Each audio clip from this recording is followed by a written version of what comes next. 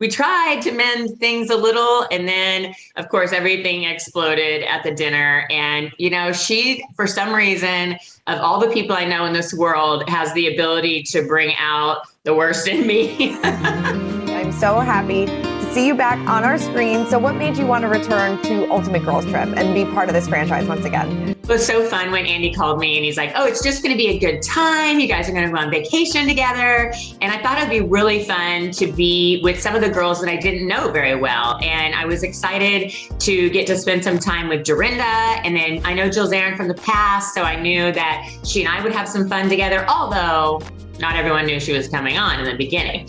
So, and I wanted to get to know Eva and Phaedra, and I know Vicky and Tamara, so to spend some time with them. I thought it would just be really fun for us all to take a little vacay together.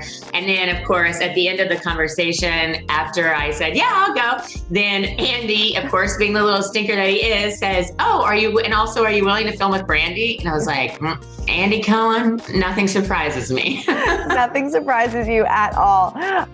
So did that make you a little hesitant that Brandi was going to come back? Or did you ever think that maybe I'm not going to do this? I would say that was my only trepidation about going on the show, was knowing that Brandi was going to be there. And she and I, of course, have a history from Beverly Hills.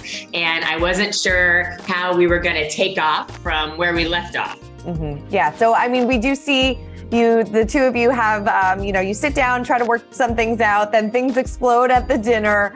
What was your reaction when you first saw her kind of walk through the door? And were you hoping to kind of mend things, or are you still kind of feeling the feelings from when you guys filmed together way back in the day?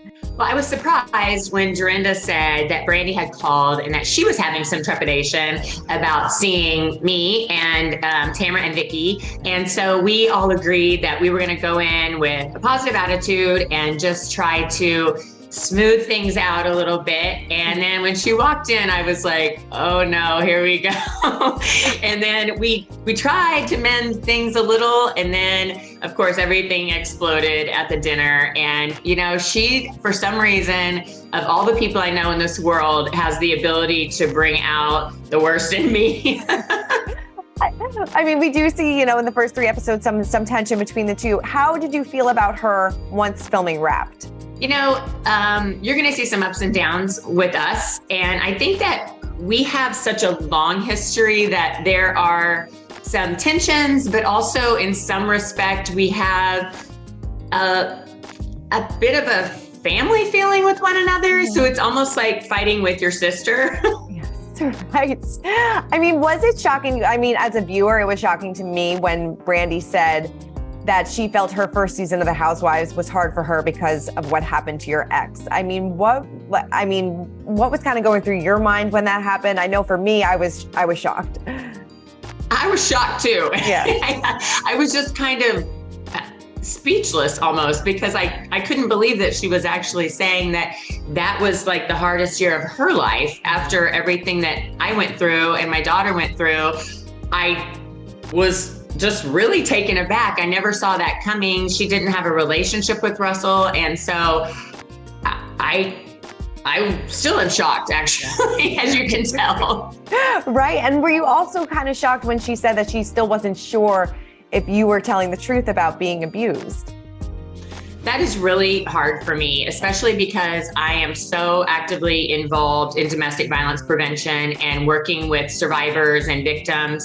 And I speak all over the place, and I'm very public about my advocacy. And that is the worst thing that you can do to a victim, is to doubt them or to ever suggest that they might be making something up. If I'm going to make something up, I'm going to make something up good about myself, not that I'm in an abusive relationship. And so that to me is harmful to the whole cause. And it didn't make me happy. And I don't think that anyone out there should be saying things like that about victims. Of course, on this season of Ultimate Girls Trip, there's of course a lot of drama, and there's some drama that's spilling off screen as well with Dorinda and Vicky during this big argument that's going on about Bluestone Manor.